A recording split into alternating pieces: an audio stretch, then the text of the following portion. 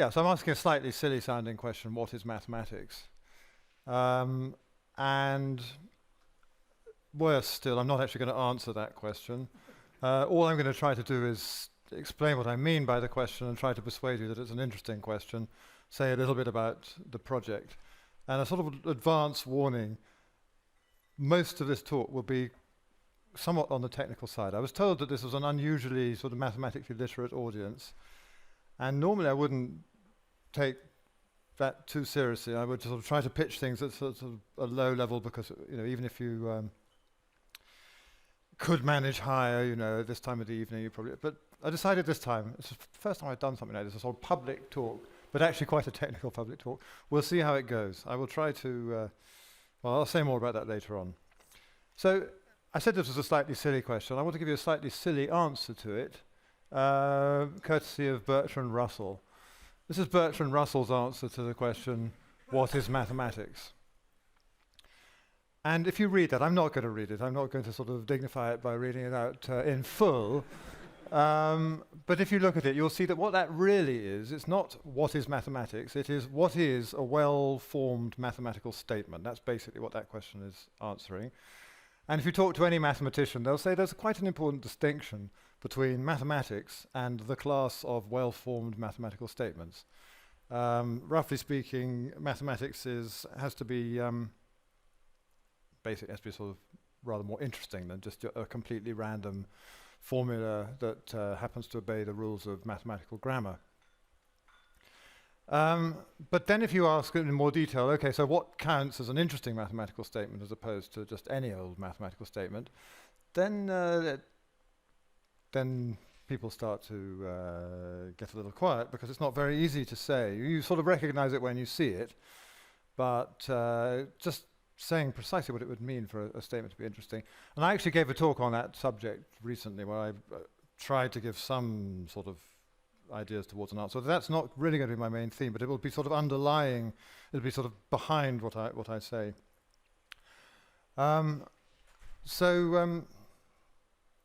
Let me try to give you two reasons to be interested in the question, what is mathematics? Or what is mathematics as opposed to what is a well-formed mathematical statement? So one is just to understand what's going on when humans, which has been obviously a theme of all the talks today, what's going on when humans do research in mathematics. Because there is an argument that we shouldn't be able to do research in mathematics, and here's how the argument goes. If you know about P and NP, I'll give a very sort of inaccurate summary of what P and NP are for those who don't know what it is, and if you do know what it is, you'll know how to make it more accurate. So P is, roughly speaking, the class of feasible computational problems. NP is roughly just the class of problems where, if you're told the answer, it's not too hard to check that it's the right answer. So the problem of finding a proof of a theorem fits quite well into that. It's very hard to find proofs, but when you're given a proof, perhaps I shouldn't say this in front of Kevin, it's sort of easy to check that it's correct. Let's just say, at least relative to the difficulty of finding it, in principle it's an easier problem. It's something that can be done mechanically by a computer. Actually you can go further than that, and it is known that the problem of finding, the sort of general problem of finding a proof of a theorem, let's say whether you restrict the proof to be of length n, is an NP complete problem. What that roughly speaking means is there's no practical algorithm for finding a proof of length n, if it exists, of an arbitrarily given mathematical statement. Now a little fact of biology, our brains are sort of physical objects and they don't work by complete magic. There are one or two people who possibly disagree with me about that. I feel that Sir Roger Penrose sometimes says things that suggest that he thinks that the brains do work by some sort of, maybe not magic, but just not by conventional science, as we currently know. But I actually strongly disagree with that. I strongly disagree with the necessity of that hypothesis. It might be correct that we need more science, but I don't see that there's any evidence for it myself from looking at how we do mathematics. And yet it is the case that Walter Fite and John Thomson found a hundreds of pages long proof of the odd order theorem, which if they'd been doing it using a brute force algorithm would have taken them many more years than the age of the universe, even if they'd been able to harness every single atom of the universe as a little supercomputer and so on and so forth. So there seems to be a lot of paradox there. But, of course, there isn't really a paradox, because the problem that is NP complete, the thing that's unfeasible, is just finding a sort of arbitrary proof of length n of an arbitrary mathematical statement. But we don't find, it's clear that we don't find arbitrary proofs of arbitrary statements. We find what you might call sort of interesting, nicely structured, somewhat modular proofs of interesting mathematical statements. So what we're looking at is a much, much smaller class of mathematical statements than the class of well-formed mathematical statements. Or to put it another way, we're looking at mathematics as opposed to what Bertrand Russell defined as mathematics. And so that's another reason. In order to understand what's going on, why it is that we can feasibly find proofs, even quite complicated proofs, to answer that question, we have some understanding of what mathematics in that sense is. And another more sort of current reason to be interested. So I'm sure most people in the room, the vast majority will, and it's already been discussed today, and Kevin has actually also talked about this, sort of implicitly talked about this question.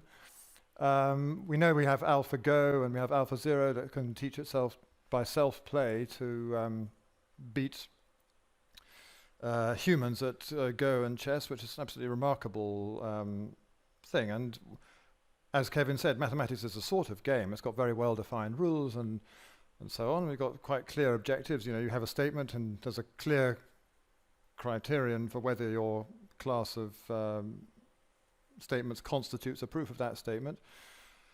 So why can't we just use AlphaZero to play the maths game as well as chess and Go and put mathematicians out of business? And Kevin talked about, mentioned the infinite action space of mathematics, which I'm not quite sure that's the fundamental reason, because I have a sort of belief that actually we have a somewhat more finite action space of sort of things we do, problem-solving strategies that we use. And there are not too many of those, but you have to choose the right sequence of them. But another problem is that we don't really quite understand what the reward function is. In order to create a sort of game that something like AlphaZero can get good at, it has to be rewarded for things. And you can't just reward it for finding proofs, because then it might just say, oh, well, I've proved that 2 plus 2 equals 4, and now I've proved that 2 plus 2 equals 4 plus 0, and now I've proved that 2 plus 2 equals 4 plus 0 plus 0, and now I've proved that 2 plus 2 equals 4. And you could just, it's easy to generate proofs of statements. You need something to say, look, fine, 2 plus 2 equals 4 plus a string of 130 zeros. That is totally boring. You get no points for that AlphaZero. But we don't really know how to devise a sort of suitable scoring system that would then allow it to play out. And so that, again, I think is a fascinating problem. Just understanding what we really count as genuine mathematics as opposed to just boring mathematical statements opens up the possibility for just giving it to something like AlphaZero and letting it start from scratch and discover the whole of mathematics. Or not even start from scratch. We could give it quite a lot of mathematics and then get it to continue. I'm not going to claim that I'm getting anywhere close to defining such a reward function. So I want to talk, yes, so I also, like Kevin, had a little slide about whether computers can do IMO problems. And Meta AI recently announced that they had using large language models, had managed to solve 10 IMO problems. I just want to discuss one of those very briefly. This is not really totally relevant to my talk, but I want to say what I would be impressed by in that direction. So here's a problem. You have that was on an IMO thing, actually not quite in the form I've written it here, but you have two positive integers, and neither of those two numbers nor their sum is a multiple of 7. And then you're told that 7 to the 7 divides this thing here, a plus b to the 7 minus a to the 7 minus b to the 7. And you have to prove that a plus b is at least 19. Actually, the IMO contestants were not given the clue that it was at least 19. They were just asked, what is the smallest that a plus b can be, I think. Is my understanding. Okay, so it was a slightly simplified IMO problem, because if you know that 19 is what you're shooting for, that makes it a little bit easier. And actually that's crucial to what I think. They weren't totally explicit about what the proof that the computer found of this problem actually looked like, but reading between the lines, I think it was something. Oh, well, sorry. First of all, I'm going to give a nice solution. So I'm going to give a solution that I came up with after scratching my head for a little while, and eventually I was very pleased to find this solution. So it got the sort of satisfying thing that you get from solving an IMO problem. So what I did was I, first of all, just mechanically applied the binomial theorem to a plus b to the 7 and subtracted a to the 7 and b to the 7. I got this, and then you can. This is a slightly tidied up version of what I did. I actually made all sorts of stupid mistakes and got stuck, and then realized I'd just done idiotic calculation mistakes. But anyway, finally when it all got digested down, it looked like this. You can take out, from every single term here, you can take out a factor 7ab. So when you do that, you get this thing here.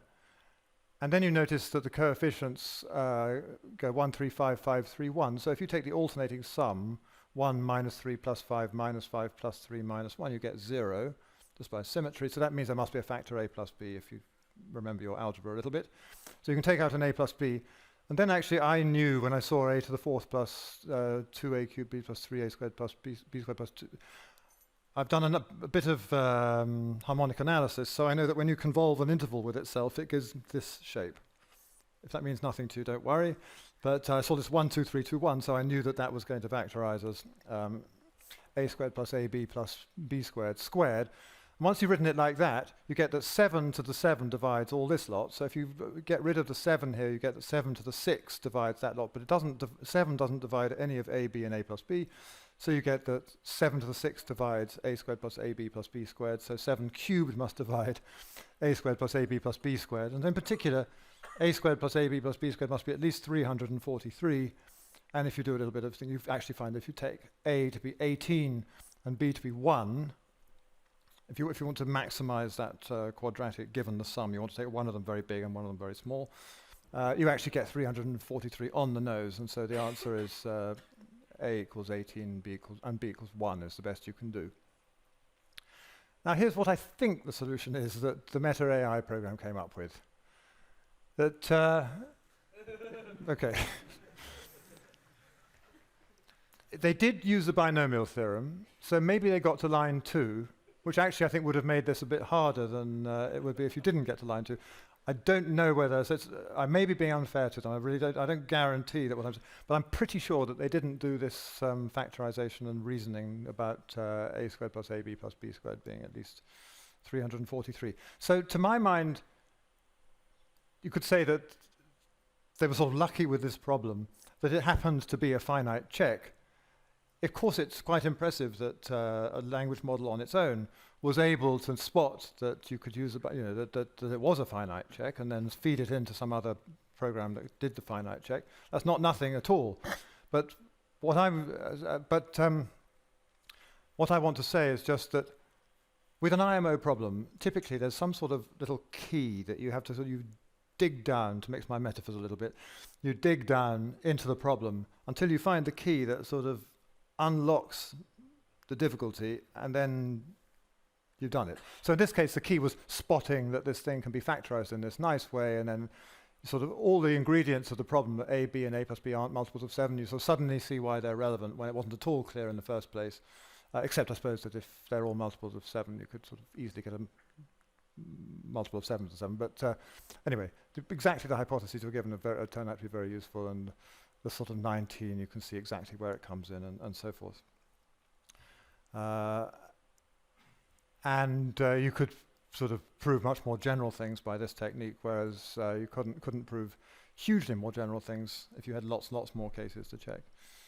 And anyway, also, this solution is not really feasible for a poor old IMO contestant who's got a maximum of an hour and a half to solve the question. You really don't want to be doing 18 choose 2 unpleasant calculations. Okay. So, yes, as Christoph said, I've got funding for a project. And just very quickly, what we're going to be trying to do is, continue with some projects that I've done in the past. So one was called, it was a program that I developed with a wonderful collaborator called Mohan Ganasalingam, which we called Robot, which found proofs of fairly simple but not completely trivial proofs of theorems that undergraduates would encounter in a typical analysis course at university. And that project sort of, it kind of came to an end, not because we got stuck, but because we went in separate directions. And I always was feeling that we could go a lot further than we had done. I then took on a PhD student called Ed Ayers, also a wonderful person to collaborate with. And we developed a program called Equals, and the aim of Equals was to, you take one mathematical, some people call it a term rewriting system. You take one mathematical expression and another mathematical expression, and you just want to say this one equals this one because this equals this, equals this, equals this, equals this, equals this, and at each time you're applying some standard rule that allows you to say that the two things are equal. And in both cases, there was a very strong emphasis on trying to find proofs in as human a way as possible. So we didn't want to do brute force searches if humans wouldn't do brute force searches. So in fact, we were concentrating on problems where humans would never do brute force searches. So we were looking for programs that would always choose the sensible next step to do, rather than a huge, great tree which it would have to prune. And a bit like an Alex's diagram, where there's the path with lots of dead ends and so on. So with more complicated problems, you can't avoid that. Of course, you've got lots of dead ends that you have to explore. But there are quite a lot of problems where an experienced mathematician just goes, I'm going to do the obvious thing, do the obvious thing, do the obvious thing, do the obvious thing, do the obvious thing. Oop, got to the end, theorem proved. And we were concentrating on those, because even teaching computers to do that is already quite challenging. So what we're trying to do now is partly to take the ideas that went into Robot and the ideas that went into Equals that were somewhat different and put them together and get something that's more powerful, a sort of fusion of the two. But there are also a lot of new ideas that we're playing with that we will want to try to feed in and just get something that can prove theorems. I think because so what I'm talking about here is now computers doing things with no help at all. So it's not formalization, which Kevin was talking about. Humans do the vast majority of the work. You sort of have to know the proof in order to use the proof assistant in order to find the proof. What Alex was talking about was a very interesting kind of thing where you could say that the computer does an extremely non-trivial part of the work, but definitely has to collaborate with a human in order to close the deal, so to speak. What I'm talking about here is fully automatic theorem proving, where the computer does absolutely everything. But because that's a much harder thing, the achievements of this domain so far are very much more modest. We haven't done anything even remotely, and won't do for a very, very long time, remotely approaching the complexity of the results we've heard about so far. But also, as well as just trying to build a nice program, we're also interested in just this question that I've implicitly talked about, sort of why is it that humans can find proofs when, so what is it about the sort of search problems that humans are good at that they have in common that make them at least easy enough, not necessarily easy, but easy enough for us to have a chance of doing them if we put in enough effort. So we would very much like to make sort of some kind of theoretical advance as well as just building a program. But the two will go together. If we try and write programs, it will tell us what's difficult, and that'll lead us towards the theory. And if we make progress on the theory, that should feed into the programs and enable us to write better programs. So the two aspects of the project will go together. And here's just a quick, these are the people on the team so far, but there are going to be a couple of people joining us in January. And then there are several people who've expressed interest who may well collaborate with us from a distance. I think it'll all depend to a large extent on how it goes. So what we're hoping to do at some point in the not too distant future is release a program onto the web that people will actually be able to play with, because that seems to be, as Kevin will attest, seems to be a very, very good way of getting people interested. So if people play with a program, use it to find proofs, and then say, but it's very annoying that it can't do this, that will give people sort of impetus to say, I think I can see how I might be able to improve the program. So that will be one of our first our first goals, to get something, just something up and running, even if it's not very powerful. Okay, so now here comes the technical part. That's the sort of chatty bit, and I now want to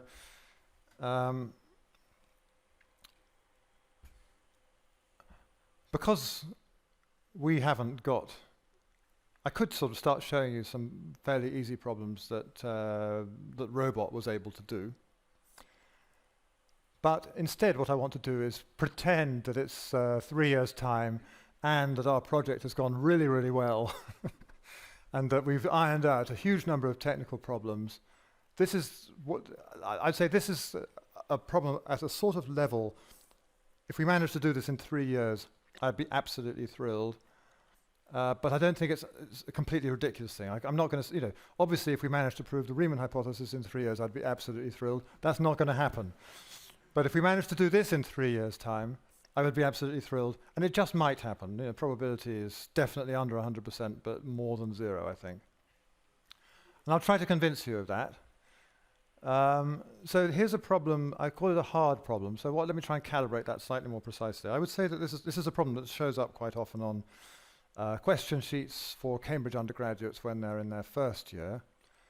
And it's found hard.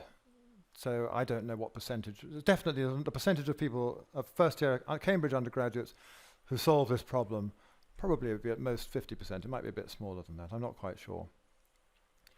And yet I think using completely traditional methods, it should be possible, and I will try to convince you of that, should be possible for a program to find a solution to this problem. I also, by the way, think that some people I know on the group and people who have been communicating with us have actually tried feeding this problem into a large language model just to see what it does, and it gets stuck pretty quickly. So I think it's beyond the state of the art for all known techniques for fully automatic theorem proving.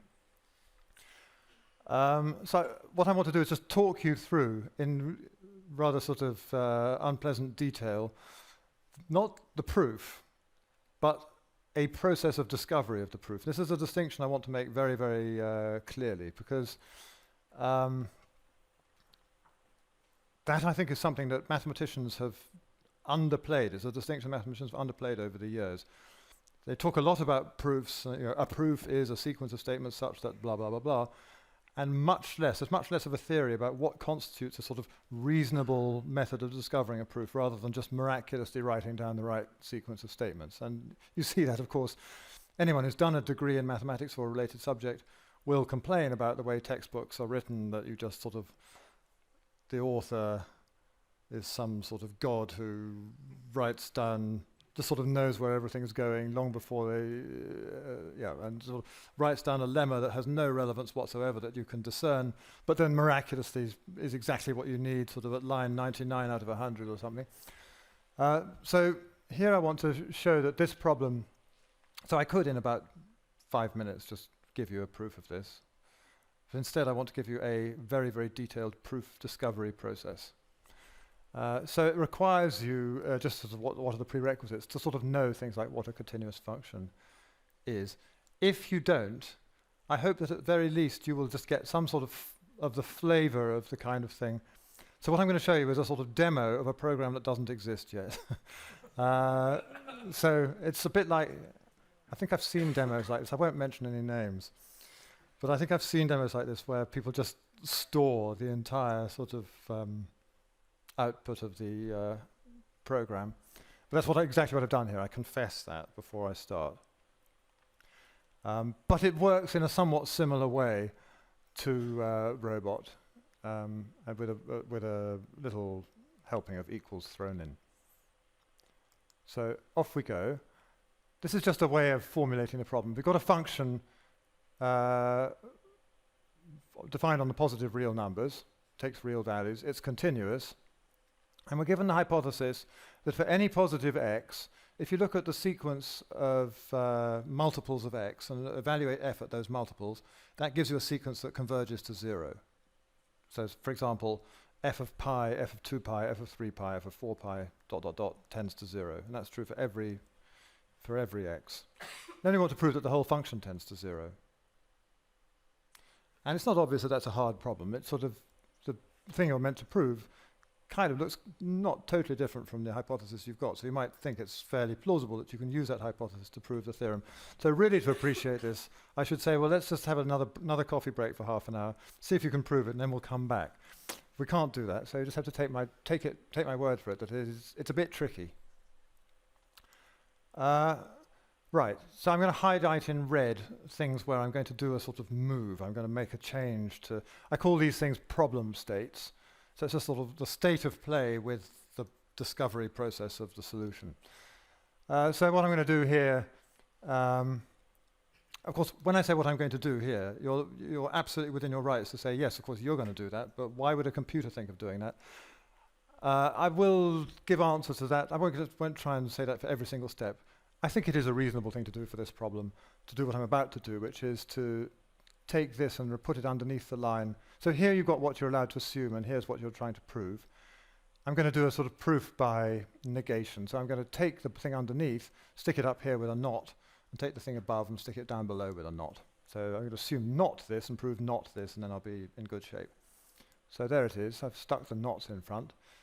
And where do we go next? Well, when you've got a not in front of a complicated thing, then you typically like to move the not further in. So we just do some sort of bookkeeping.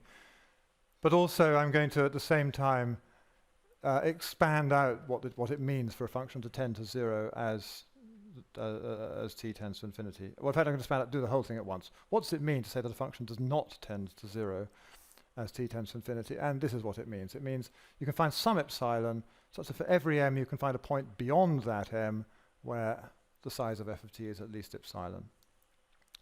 And now we'll do the same process down here. So what does it mean to say that for every x that's positive, this sequence tends to 0? It means there's some x that's positive for which this sequence does not tend to 0. And I'm also going to write out in detail what it means for that sequence not to tend to 0. It means for every n you can find a thing such that f of nx is at least delta. So that's what we'd like to prove. We'd like to find some x and some delta such that all that holds. By the way, also something I want to say in advance is that when we've done several steps of this, I think you will have the sensation of having completely lost any sense of the relationship between what you see here and the original problem. And I think that's actually okay. That's a good feeling to have, because that's the position the computer is in. So it's a good way of sort of empathizing with the computer as we proceed. All right. Now I'm going to do some pretty standard moves. So here we've got to prove that there exists an x and there exists a delta such that something happens. And at this stage we have absolutely no idea what x to choose, what delta to choose. So we're going to do something that mathematicians do in this situation. We say, well, I don't know what to choose, so let's just pretend I've made a choice and see what happens next. So what you try to do, this is a very good strategy, because you pretend you've made the choice, then you do a whole lot of deductions. Well, not deductions, it's sort of like a whole lot of things that say, in order to do this, it's sufficient to do this. To do this, it's sufficient to do this. It's sufficient to do this. What you end up with, if it goes well, is a much simpler condition on the things that you haven't yet chosen than the condition you started with. So here we've got a horribly complicated condition that x and delta have to satisfy. We don't know how to do it. So let's just pretend we've chosen them, do this process of sort of reverse deduction, so to speak, and hope that it will end up some point at a point where it suddenly becomes much clearer how to choose x and delta. So in order to signal that, I'm going to put a bullet. So I'm going to put bullets in front of things that are yet to be chosen.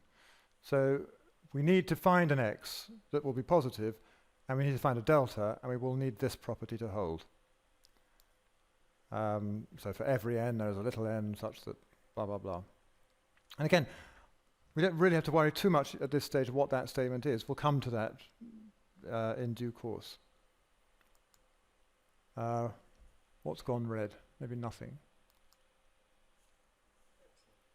Oh, yes, I missed it. Okay. Right. There we go. Yes. Now, another thing that we can do, this is a fully automatic move, absolute sort of reflex move. When you're told that something exists, you just forget the exists and say, okay, I'm told there is some epsilon such that that's the case. Let epsilon be such that that's the case. So I've just got some number. I know it's positive. And I know that, so in case you missed what happened, let me just quickly go back. So there is an epsilon such that all this holds, so I'm just going to be left with the hypothesis epsilon is greater than 0 and this holds. And so that's what I've got there. What next? This is not a proper move. To tidy up the screen a little bit, I'm just going to, let's remember that epsilon is greater than 0. Let's remember that f is a function defined on the positive reals, and so I don't have to keep displaying those, just to make room for other things. Okay. So let's take stock now. This is the position we are in. If you don't remember the previous slide, just trust me, this is the position we're in. We want to find some x, which has got a bullet on it, and it's got to have this funny property. But what we notice is it's got to have a property that for every capital N, something strange happens. At this stage, we don't really care what that something strange is. So in the abstract, it's a statement of the form for every n, some statement Pn holds of x. And that's a difficult thing. We've got to find an x that has infinitely many properties. It's got to have a property P1, it's got to have a property P2, property P3, property P4, and so on. So that's something to be a little bit scared of. However, there are techniques for finding objects, but in particular finding real numbers, that have infinitely many properties. And one of those techniques is called the nested intervals property. Now what I've written here is it's not completely instantly obvious why that's, what that's got to do with finding an object with infinitely many properties. But if we reformulate the nested intervals property, by the way, the library is some sort of library that our hypothetical program has access to. But if you, instead of formulating this nested intervals property like that, you formulate it in the following equivalent way, then it makes it much easier to spot that it's useful. So this is something that typically undergraduates are not told. They're just told the nested intervals of property and expected to sort of notice that this is the kind of situation in which you can apply it. So what is the sort of situation in which you can apply it? If you want to find a number that satisfies these infinitely many properties, what you can do is find a closed interval of real numbers, every one of which satisfies the first property. Then inside that, a closed interval inside which every number satisfies the second property, and a closed interval inside which every number satisfies the third property. You keep going, and then those intervals are guaranteed to have an intersection by the nested intervals property, and that intersection is in all the intervals, so it has all the properties. So that's a very, very nice technique. So the idea is you don't want to be too greedy in the first place. You don't want to choose your x straight away just based on the first property, because then there's no guarantee you're going to be able to do anything. It won't necessarily satisfy the other properties. So you try and choose it, but with some elbow room. You have a whole interval of things that satisfy. That's a sort of rough idea. So let's go back. This was what we wanted. What was our property Pn? It's what I've highlighted in red here. So we want, for all n, this holds, which is a property of x. It's a complicated property, but it's a property of x. And so now, if I then plug that into this nested intervals thing, what it tells us is that for every n, we need to find a an and a bn. Those are the end points of the nth interval. In order for the intervals to be nested, that tells us that we need an to be at least as big as an minus 1 and bn to be at most as big as bn minus 1. And then we need that for every y in the nth interval, i.e. between an and bn, we have this funny property, which again, we're not worrying exactly what it says just yet, because we'll come to that later on. And now another technique from the library. So if we want to find an infinite sequence of intervals, the natural human response to that is, well, let's try and build the first interval, and when I build that, I'll build the second one, and then I'll put the third one inside the second one, and the fourth one inside the third one, and so on and so on. And whenever you're tempted to say and so on, that means you're using induction, and this is just a little bit formal about what induction is. If you can find an object O1 that satisfies a property Q1, and then for every n, once you found On minus 1 such that QOn minus 1 is true, you can find an On such that QOn is true, then you can find the entire sequence. So here we are, and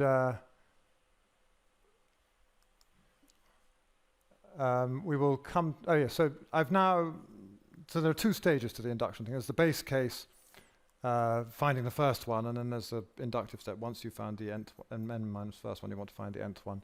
So this is the base case. This is what you get when you write down what you need for the base case of this. This is what we'll need for the first interval. So what will we need?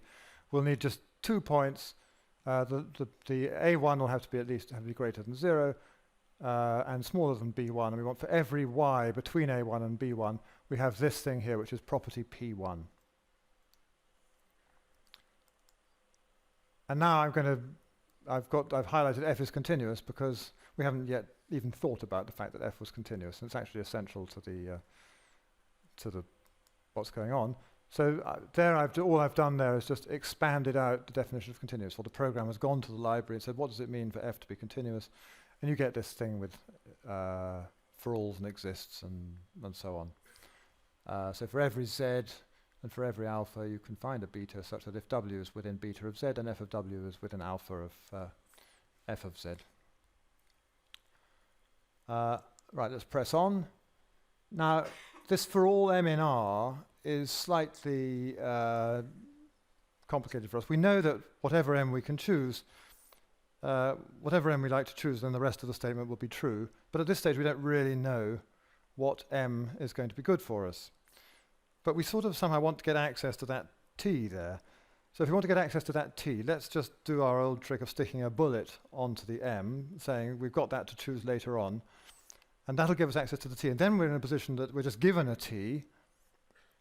So what we're going to end up with, we've got a t. There's an m that we're free to choose whenever we want later on.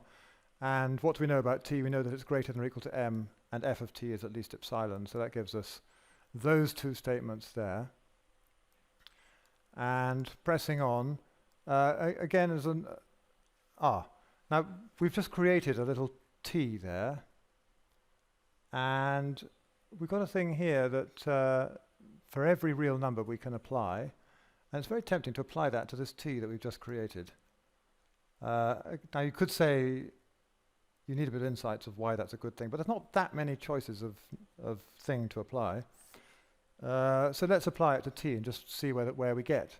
So when we apply it to t, this z is going to change into a t, and the for all z in R will disappear, and we get that.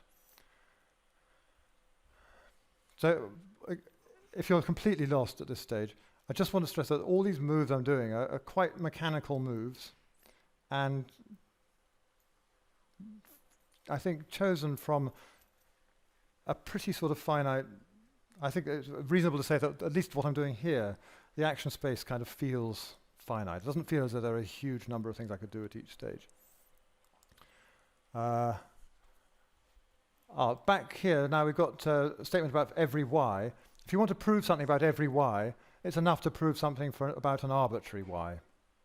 So if I've proved something about an arbitrary y, I can say since y was arbitrary, I've proved it for all y. That's another very, very standard maths move. So what that translates into mechanically is when I see for all y in R below the line at the beginning of a statement, I can just get rid of it. So let's just quickly do that. Tidy things up a little bit. What next? An alpha, unfortunately, universal quantifiers above the line are annoying because I don't know what to choose, and existential below the line are annoying. But we have our sort of way of postponing the problem, which is sticking a bullet in front.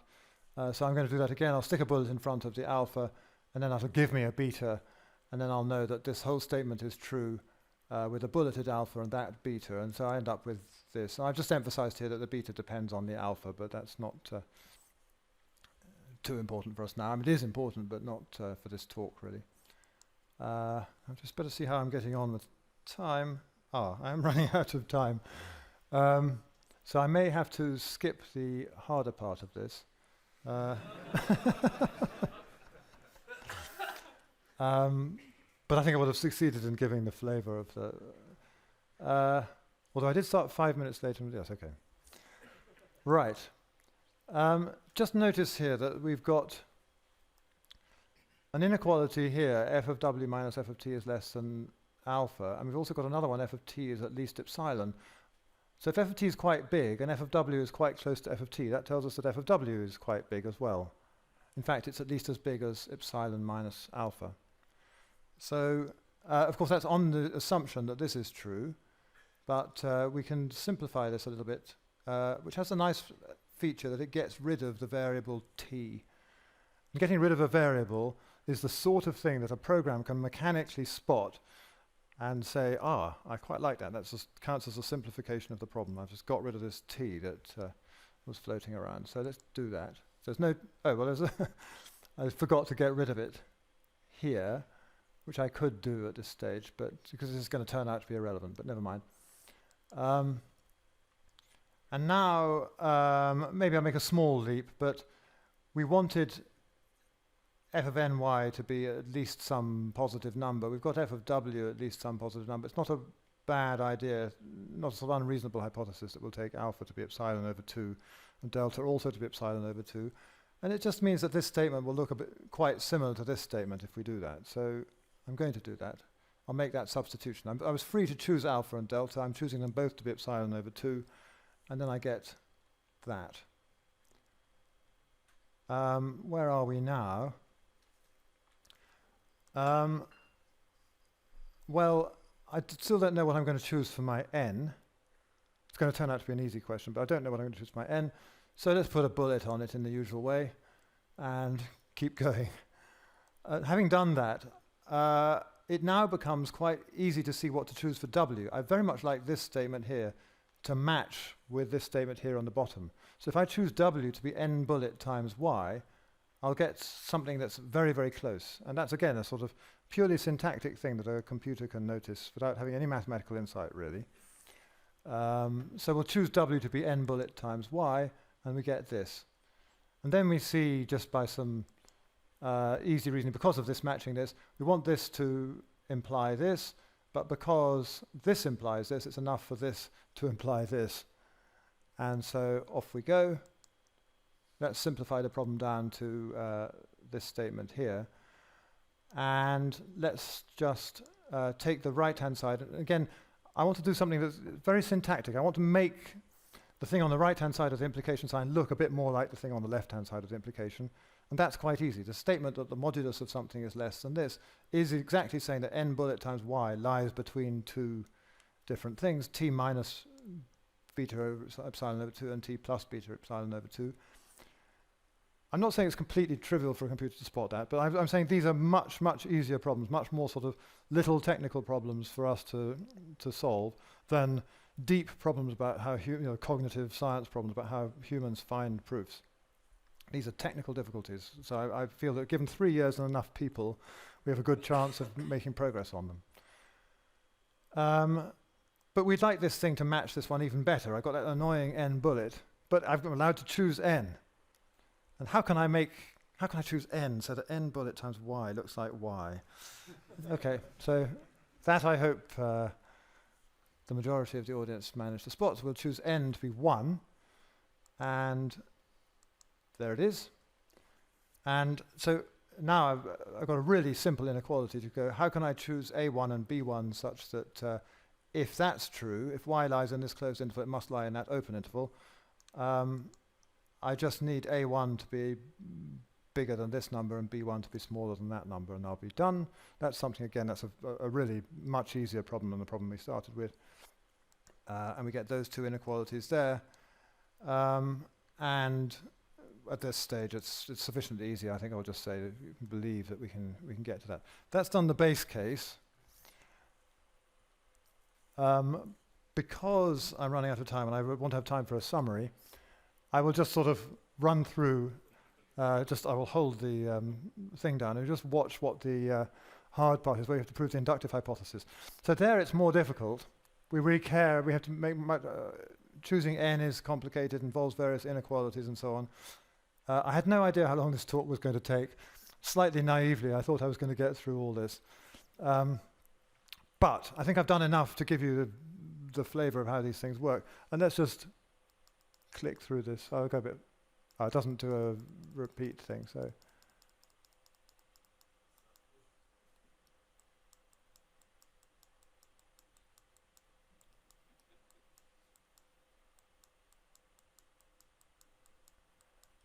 The point is it's making little sort of local changes, and they're all somewhat similar. It's reducing things to quite easy inequalities. Little principle that comes in helpful. We had a number n that we wanted to choose, and so we notice here that to satisfy the first inequality, we could if we pick the smallest n, that's only going to help with the second inequality that we need, so we might as well choose the minimal one. That's a very useful sort of principle, so that's what I was talking about there. So we choose that n to be n minus, we choose it to be minimal, and that was the statement, it's minimal. Let's see if there's any other points where it got interesting. Here is a similar trick. I had two things that this m had to satisfy. If I pick the maximal one that satisfies the first inequality, then it only helps me with the second inequality, so I might as well choose m bullet to be n minus 1. When I do that, it starts reducing it to a fairly simple problem about inequalities. I'm doing some algebraic manipulations, and we end up managing to choose the m bullet that I didn't have to choose in the previous problem. So you take my word for it, I could have given you another sort of 20 minutes of talking you through what I have just clicked through very, very rapidly. And the real point that I want to stress is that this has taken a hard problem and broken it up into a large number of much easier steps. But I don't mean I've broken the proof up into a large number of steps. I've broken the proof discovery process up into a large number of steps, of easy steps. Because if you just break the proof up into a large number of easy steps, you can always ask, well, how would the computer find that sequence amongst the huge tree of possible sequences? But if you manage to reduce the discovery process to a whole sequence of easy steps, then it's much more believable that it can eventually be turned into an algorithm that won't have to do too much backtracking.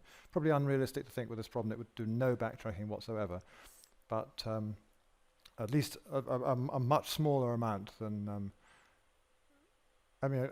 existing programs do have to do so much for a problem like this that it's not feasible for them, traditional AI type programs. So let me just finish with sort of what my message is here. So I think the main thing I'd like to persuade you of is that although there's a lot of excitement about using deep learning for fully automatic theorem proving, so I'm not talking about what Alex was talking about, which is also extremely exciting, but people are using large language models to find proofs and or help other people find proofs. What I'm talking about is very much traditional AI, by which I mean thinking very hard about how we find proofs and just trying to emulate that on a computer. So I sound a little bit like a sort of embittered person who spent the whole of the 1970s trying to write a chess program and then still can't quite accept that Deep Blue did it with a huge search or something like that. But I haven't reached that bitterness yet because there isn't yet a program that can do this thing. So it may be that if you ask me in 5 years' time, I'll still be sort of saying, I know maths has been solved by such and such, but still, you know, we would like to. But at the moment, I don't know. I think it's an approach that is worth pursuing because we don't actually know whether there are going to be some serious sort of fundamental obstacles to do with finding long chains of complicated reasoning that will mean that if you just pursue a deep learning approach, you'll reach a plateau. Some people very much seem to think that's the case. Others are very much more gung-ho about the potential of deep learning. And I think it's fair to say either of them could be right. But if that's the case, one should at least try to explore the other avenues until it's clear that it's a waste of time. I hope I've convinced you that the problem of why is maths possible, or the sort of theoretical question, is an interesting one. I think if we can get an insight into that, any insight we can get into that will feed not only into the traditional approaches, but will also feed into the deep learning approaches, I think, because it'll enable people to train in a different and more sophisticated way.